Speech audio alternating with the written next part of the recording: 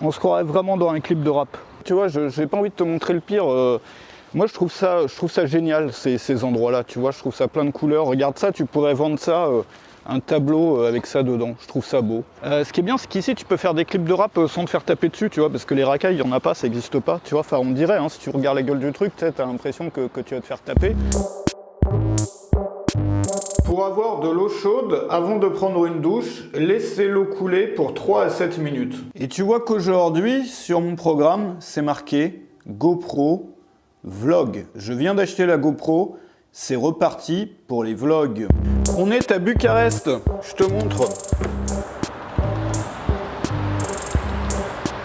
Je suis revenu ici, ça fait la 3e fois que je fais l'aller-retour pour aller chercher mon passeport à l'ambassade parce qu'il a expiré et avec le Covid, tout était fermé, y compris le consulat. Tu sais que Bucarest, si tu le sais pas, je te le dis, c'était ma toute première ville d'expatriation en 2004. La première nuit que j'ai passée dans ce pays et dans cette ville, je l'ai passée juste à côté. Et il y a des très très belles villes ici en Roumanie, mais Bucarest malheureusement, enfin malheureusement ou heureusement, c'est différent, c'est un peu le chaos, ça ressemble un peu à... Tu vois, ça fait un peu Berlin comme ça, avec des graffitis, des immeubles délabrés, des choses qui rappellent la période communiste. Et ce que je te propose là, il est quelle heure ? 13h41. À 15h30, j'ai rendez-vous pour aller chercher mon passeport. Et d'ici là, je vais te montrer un peu les rues dans le vieux centre. Tu vois, à l'époque, j'avais pris plein de photos de ces trucs-là, je trouve ça beau, tu vois, ces affiches délabrées comme ça. C'est un mélange de vieux et de neuf. T'as toutes ces vieilles maisons là de l'époque qui n'ont pas été retapées. À l'époque où j'habitais ici, il y avait aussi des bars underground, tu vois, des trucs musique électronique, tout ça, avec des gens avec des tatouages partout et puis des piercings partout. Et aujourd'hui, il reste encore des rues qui ont gardé, tu vois, l'atmosphère de l'époque. Tu vois, ici on me dit attention parce qu'il y a des trucs qui tombent.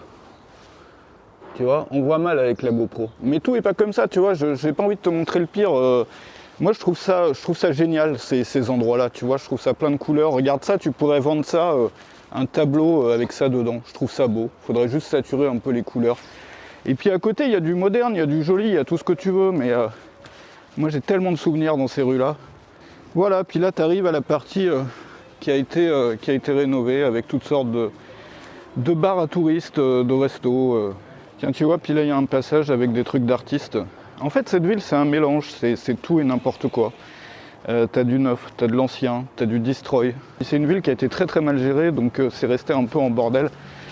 Et si tu vas en Transylvanie ou dans d'autres coins, il y a des villes vraiment magnifiques, jolies, qui n'ont rien à voir. Parfois, tu te croirais dans un autre pays, aussi parce que la mentalité est tellement différente, tu vois. Et voilà, tu vois, on arrive ici, pareil, un endroit où j'ai beaucoup de souvenirs. Je sais pas si c'était arrivé aussi, toi, de revenir dans un endroit où tu as habité genre 10 ans, 15 ans après. Tu as tous les souvenirs au coin des rues, les trucs qui ont changé, les trucs qui n'ont pas changé. Un café, une façade qui te rappelle un truc, une rencontre ou un machin. Bref, on en fera donc des vlogs. Je sais pas si on fera ça tous les jours, tous les 2 jours, mais tu vois, moi je cherchais un moyen qui me prenne pas la tête de faire des vidéos puis qui plaise aux gens. Et je me suis dit, tu vois, au bout d'un moment, je me disais, ouais, les vlogs, mais j'ai plus rien à montrer, j'ai une vie normale, genre je fais du café, tout ça. Et puis en fait, non, il y a des trucs à raconter, à montrer, pas forcément des cocotiers, tu vois, parce qu'ici, il y en a peu. Bon, du coup, ambassade de France, c'est à 23 minutes à pied. En fait, ce sont des pays qui sont intéressants, les gens connaissent peu, ça leur fait peur. Tu sais qu'ici, on est beaucoup plus en sécurité qu'en France, notamment. Et moi, j'adore l'Europe de l'Est. Pourquoi l'Europe centrale, de l'Est, tout ça ? Parce que ça change dans le sens positif, tu vois, chaque année c'est mieux, les salaires augmentent, les gens, même s'il y a des problèmes, parfois ils sont pas contents, tu vois, comme partout. Mais la vie s'améliore en fait, tu vois, alors que chez nous ça stagne ou ça descend, enfin c'est une ambiance glauque, pessimiste.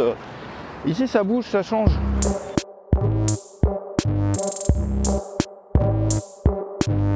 Après, si tu viens, moi c'est ce que je dis souvent, commence pas par Bucarest, va à Brașov qui est magnifique, en Transylvanie, va à Cluj.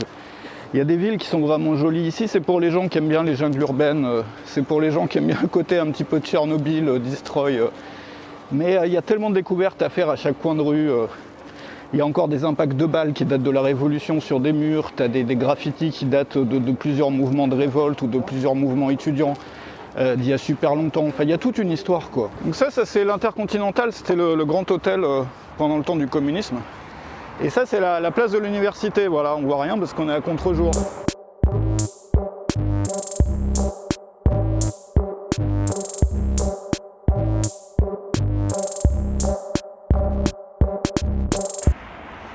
Tu vois, moi j'ai toujours trouvé qu'il y avait une beauté là-dedans. Je suis bizarre, hein. J'ai toujours trouvé ça beau, ces affiches délabrées, toujours.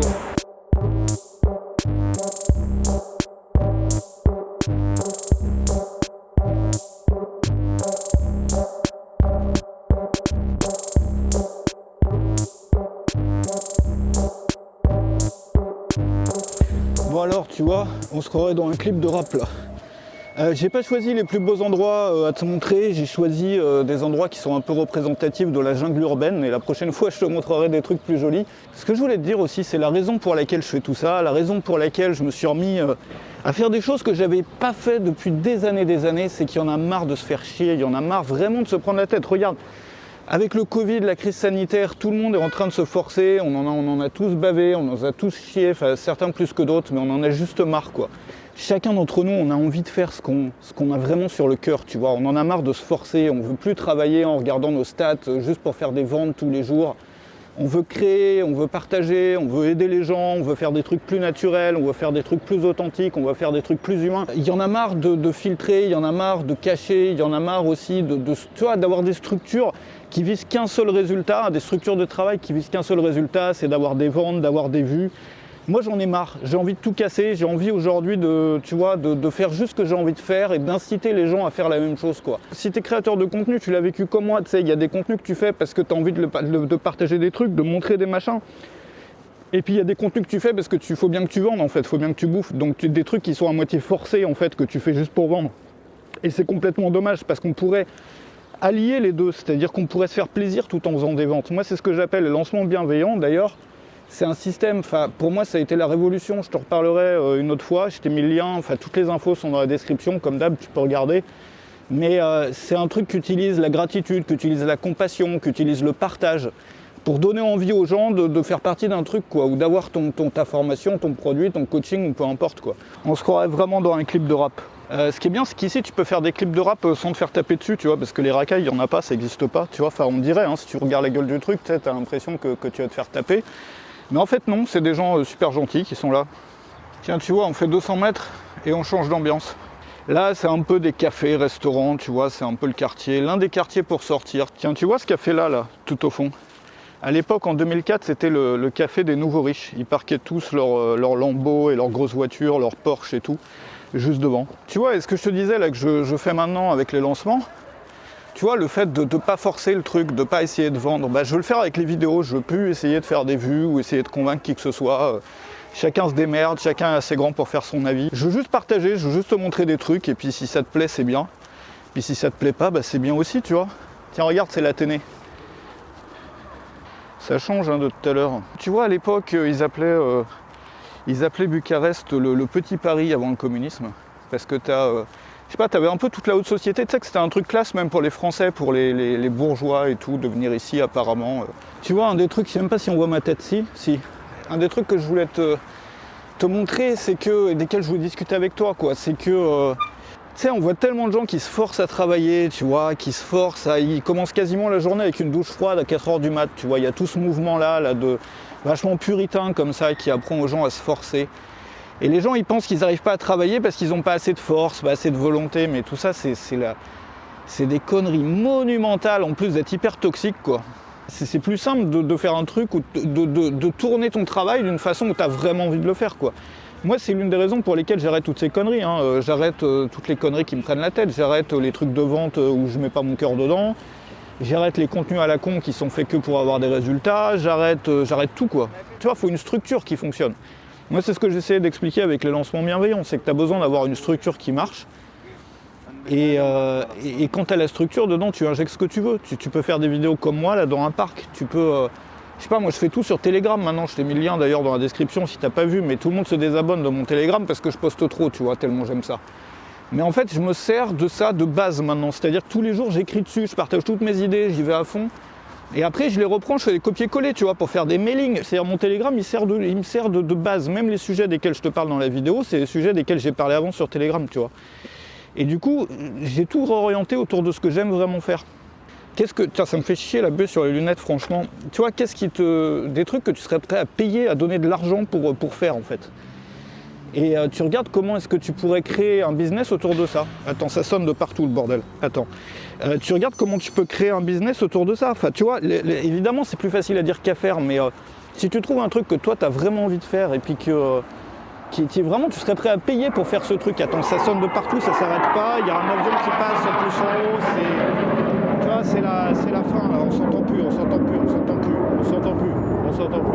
La vraie recherche, le vrai travail, il est à faire là-dessus. Il n'est pas à essayer de se forcer, de s'auto-flageller, de se lever à 4h du mat en prenant des douches froides. Non, c'est de trouver le truc qui vraiment...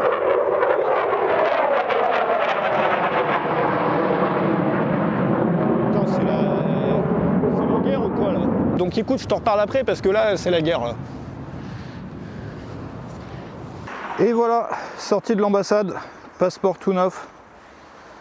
T'as vu, j'ai même mis le masque FFP2 là pour pas me faire contaminer dans l'ambassade. Là. On a sorti le matos de pro. Je te retrouve avec mon nouveau passeport, du coup là je suis tout content parce que je vivais un peu dans l'illégalité là.